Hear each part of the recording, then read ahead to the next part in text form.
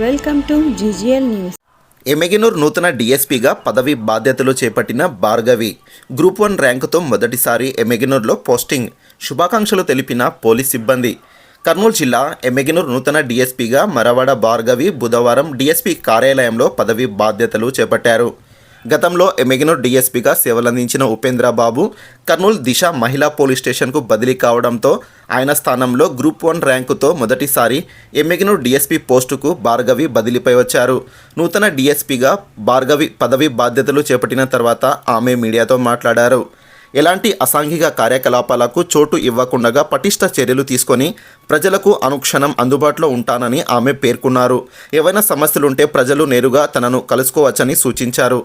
ఎమ్మెగనూరు నూతన డీఎస్పీ భార్గవిని మర్యాదపూర్వకంగా కలిసిన గోనెగండ్ల సీఐ విజయభాస్కర్.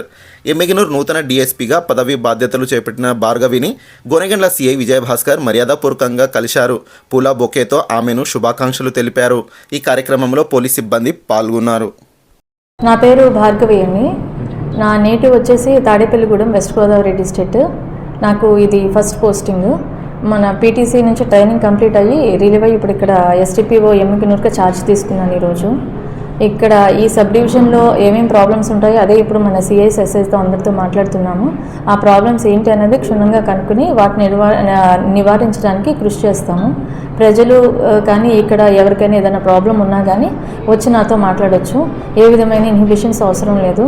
వాళ్ళకి ఎటువంటి విధమైన సమస్య ఉన్నా కానీ వచ్చి ఫ్రీగా డిస్కస్ చేయొచ్చు. దాని నివారణకి తగిన కృషి చేస్తాము.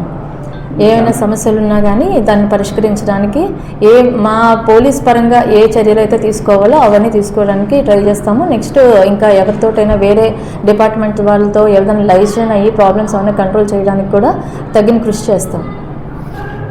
విషయం గురించి ఇప్పుడే సిఐలు వాళ్ళందరితో మాట్లాడుతున్నానండి. కొంచెం ఇక్కడున్న రూరల్ బ్యాక్గ్రౌండ్ ఉంది కాబట్టి చాలామంది వలసలు మైగ్రేషన్ అది వెళ్తూ ఉంటారు అని అన్నారు. మొత్తం ఎక్కువ కూడా అగ్రికల్చరల్ బ్యాక్గ్రౌండ్ అని చెప్పేసి చెప్తూ ఉన్నారు. ఇక్కడ శాంతి భద్రతల దృష్ట్యా తగిన చర్యలు తీసుకుని ప్రాపర్టీ అఫెన్సెస్ కానీ ఏమైనా బాడీ అఫెన్సెస్ కానీ అవన్నీ తగ్గించడానికి ఏమేమైతే చర్యలు తీసుకోవాలో ఆ చర్యలన్నీ తీసుకుంటాము.